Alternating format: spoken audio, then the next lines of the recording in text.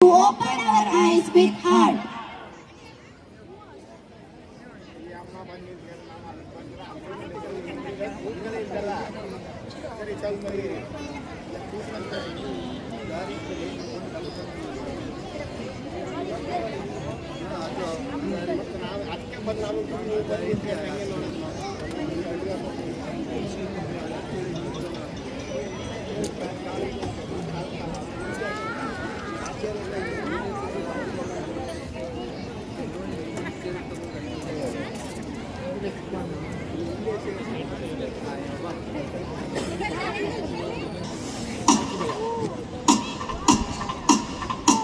ಅಮ್ಮ, ಇವರೆಲ್ಲ ಯಾರಮ್ಮ?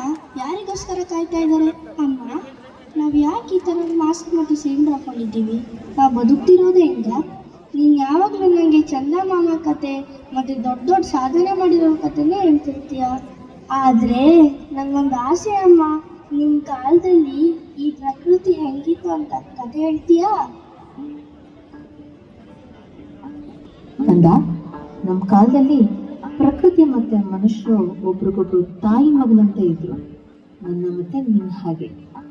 ಬಾ, ನಿನ್ನ ನಾನು ಲೋಕಕ್ಕೆ ಕರ್ಕೊಂಡು ಹೋಗ್ತೀನಿ. ಮೇಲೆ ನೀಲಿ ಅಂಬರ, ಅಲ್ಲಿ ತೇಲೋ ಚಂದಿರ, ಭೂಮಿಯನ್ನ ನೋಡಲು ಅದಕ್ಕೆ ಕಾತುರ.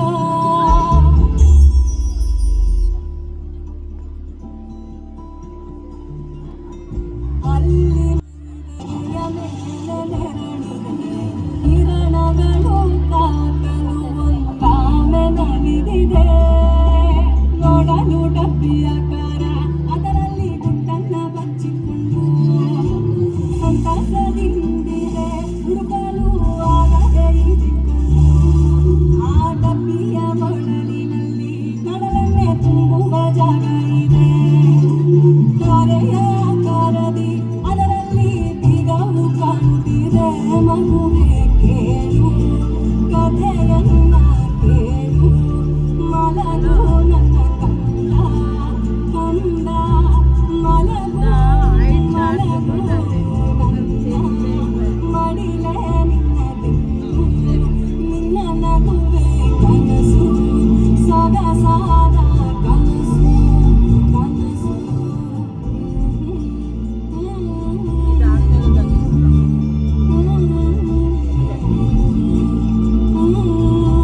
ಮಲಗು ಮಲಗು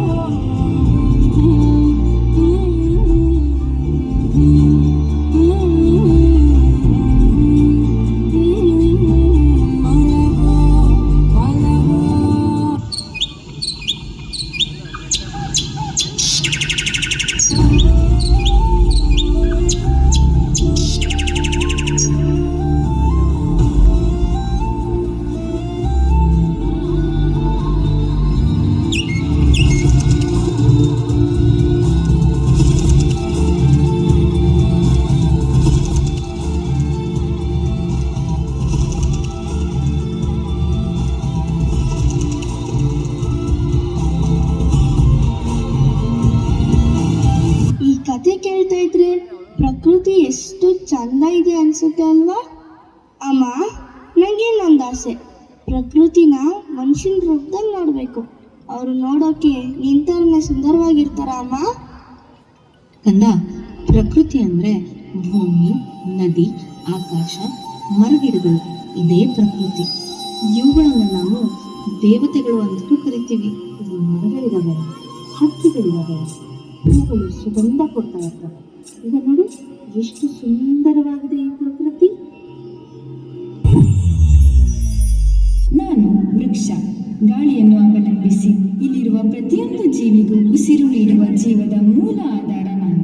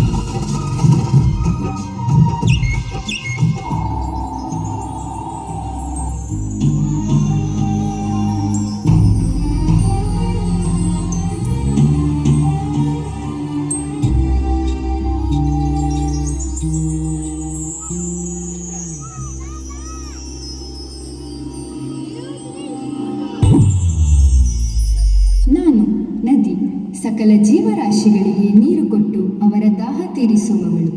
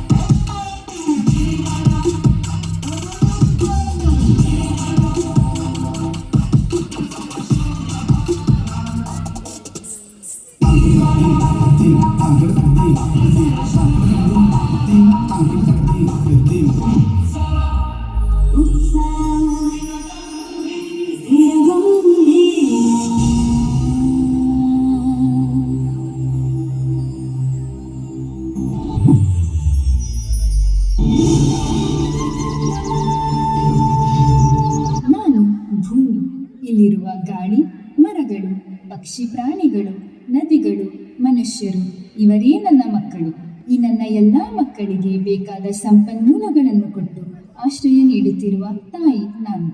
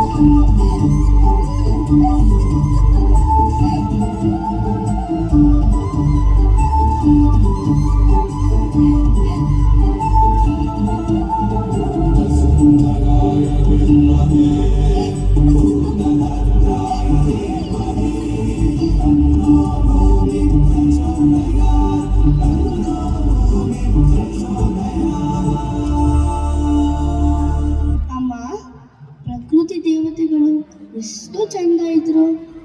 ಆದರೆ ಯಾಕಮ್ಮ ಈ ಪ್ರಕೃತಿ ಹಿಂಗಾಯಿತು? ಯಾರಮ್ಮ ನಮ್ಮ ಪ್ರಕೃತಿನ ನಾಶ ಮಾಡಿದ್ದು? ಹೇಳಮ್ಮ, ಹೇಳಮ್ಮ. ಕಂದ, ಪ್ರಕೃತಿಯನ್ನು ನಾಶ ಮಾಡಿದವರು ಬೇರೆ ಯಾರೂ ಅಲ್ಲ, ನಾವೇ ಮನುಷ್ಯರು.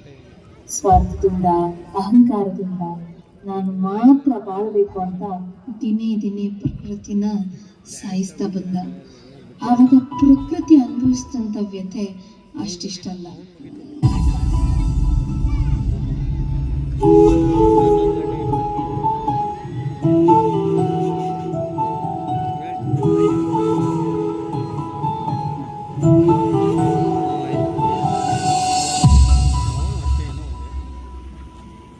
ಅರಳದ ಮಲ್ಲಿಗೆ ಅಳುತ್ತಿದೆ ಮೆಲ್ಲಗೆ, ದಂಡನೆ ಇಲ್ಲವೇ ಚಿವುಟಿ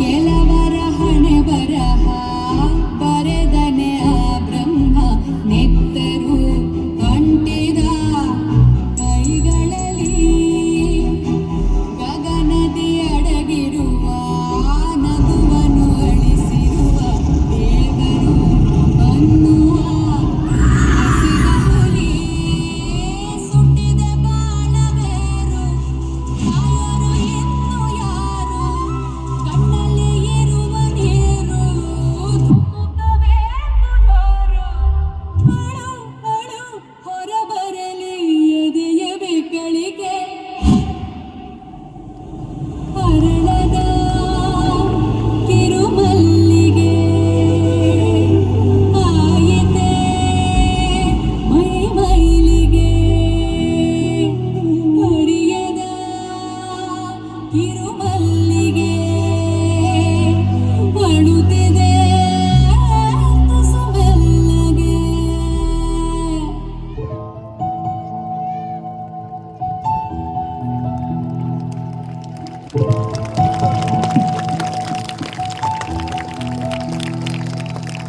ಅಮ್ಮ, ಈ ಮನುಷ್ಯ ಪ್ರಕೃತಿಗೆ ಇಷ್ಟೆಲ್ಲ ಹಿಂಸೆ ಕೊಟ್ಟು ಕೊಲ್ತಾ ಇದ್ರು. ಪ್ರಕೃತಿ ಇಂಥ ಕ್ರೂರಿ ಮೇಲೆ ಕೋಪನೆ ಮಾಡ್ಕೊಳ್ಳಿಲ್ವಾ ಅಮ್ಮ? ಪ್ರಕೃತಿ ಮಾನವನಿಗೆ ಎಚ್ಚರಿಕೆ ಕೊಡ್ತಾ ಬಂತು, ಆದ್ರೂ ಈ ಮನುಷ್ಯ ಅರ್ಥನೇ ಮಾಡ್ಕೊಳ್ಳಿಲ್ಲ. ಆವಾಗ ಪ್ರಕೃತಿ ಕೋಪಗೊಂಡು ಆ ಕೋಪ ವಿಕೋಪವಾಗಿ ಮನುಷ್ಯನ ಮೇಲೆ ಪರಿಣಾಮ ಬೀರ್ತು.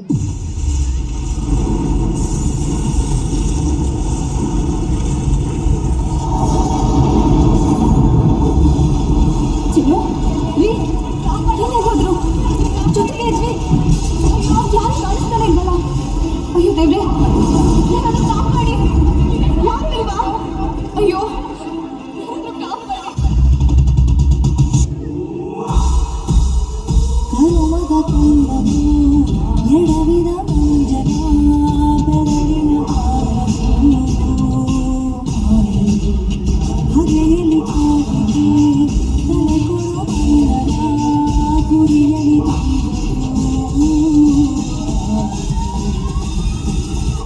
ಅಮ್ಮ, ನಮ್ಮ ಪ್ರಕೃತಿ ಪರಿಸ್ಥಿತಿ ಇವಾಗ ಹೆಂಗಿದೆ? ನಾವು ಹೆಂಗ್ ಜೀವನ ಮಾಡ್ತಾ ಇದ್ದೀವಿ? ಓ ಸಾವಿಗಿಂತ ಘೋರ ಶಾಪ ಈ ಬದುಕು, ವ್ಯಥೆಯೆಲ್ಲ ಕಳೆವ ಮದ್ದು ಚಿತೆಯಲ್ಲಿದೆ. ಆದಿಯಲ್ಲೇ ಅಂತ್ಯ ಉಂಟು ಎಲ್ಲದಕ್ಕೂ, ನಡೆವೆ ನೀನದರ ಸುಳಿವು ಸಿಗಲಾರದೆ.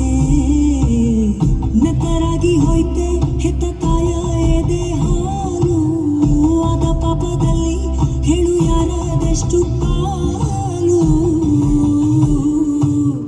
ವಿಧಿಯನ್ನು ಜಯಿಸೋಕೆ ದಾಟಿ ಹೋದ ಹೊಸಿಲು, ಆ ವಿಧಿಯಾಡೋ ಆಟಕ್ಕೆ ಬಾಳವಾಯಿತೇನು.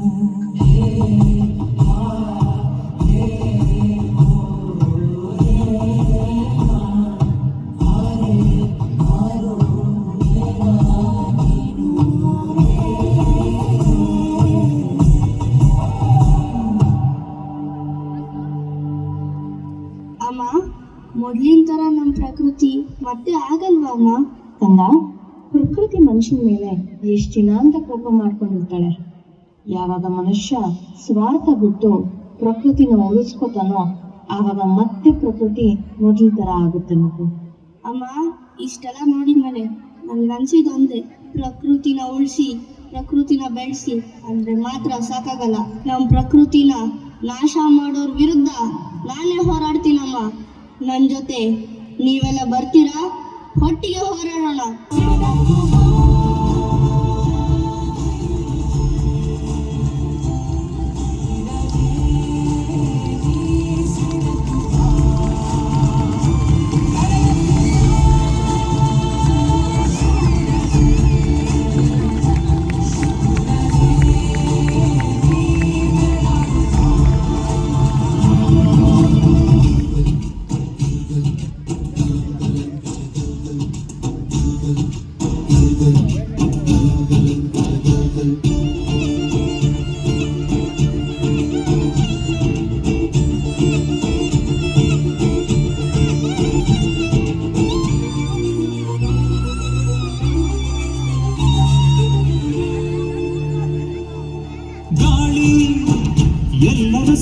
ಬೆಳಗಿ ಈ ನಮ್ಮ ಭೂಮಿಗೆ ಬೀಸೋ ಕಾರಣ ಪ್ರೀತಿ ಇದೆ.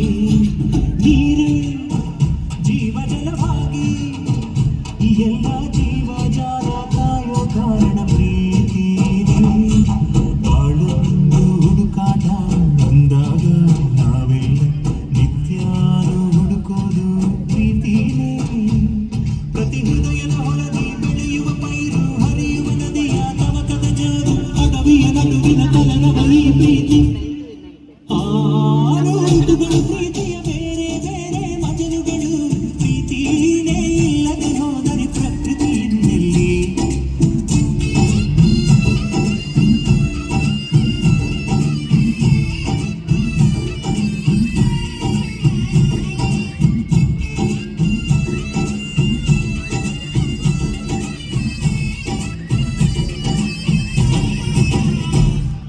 ಎಲ್ಲರೂ ನೋಡಿದ್ರಲ್ಲ, ಮನುಷ್ಯರಾದ ನಾವು ನಮ್ಮ ಸ್ವಾರ್ಥಕ್ಕೆ ಪ್ರಕೃತಿನ ಹೇಗೆ ನಾಶ ಮಾಡ್ತಾ ಇದ್ದೀವಿ ಅಂತ.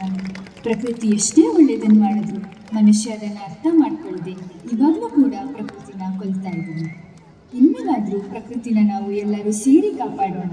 ಯಾಕೆಂದರೆ ಇವಾಗ ಪ್ರಕೃತಿ ಅರ್ಧ ಭಾಗ ನಾಶ ಆಗಿದೆ. ಇರೋ ಪ್ರಕೃತಿನಾದರೂ ಒಗ್ಗಟ್ಟಿನಿಂದ ಎಲ್ಲರೂ ಸೇರಿ ಉಳಿಸಿಕೊಳ್ಳೋಣ. ಹಾಗೆ ಮುಂಬರುವ ಪೀಳಿಗೆಗೆ ಇದರ ಬಗ್ಗೆ ಇವಾಗಲೇ ಅರಿವು ಮೂಡಿಸೋಣ. ಇದರಿಂದ ನಾಳೆ ನಿಮ್ಮ ಮಕ್ಕಳು ಪ್ರಕೃತಿಯಲ್ಲಿರುವ ಒಂದು ಮರ ಕಡಿಯೋದಕ್ಕೂ ಯೋಚನೆ ಮಾಡ್ತಾರೆ, ಒಂದು ಹನಿ ನೀರನ್ನು ವೇಸ್ಟ್ ಮಾಡೋದಕ್ಕೂ ಯೋಚನೆ ಮಾಡ್ತಾರೆ. ಹಸಿವಿನ ಬೆಲೆ ಗೊತ್ತಾಗಿ ತಿನ್ನೋ ಆಹಾರನ ವೇಸ್ಟ್ ಮಾಡೋಕ್ಕೆ ಭಯ ಪಡ್ತಾರೆ. ಇದರಿಂದ ಪ್ರತಿಯೊಬ್ಬರೂ ಪ್ರಕೃತಿಯನ್ನು ಉಳಿಸಿಕೊಳ್ಳಲು ಮುಂದಾಗುತ್ತಾರೆ. ಇದೇ ಈ ಕತೆ.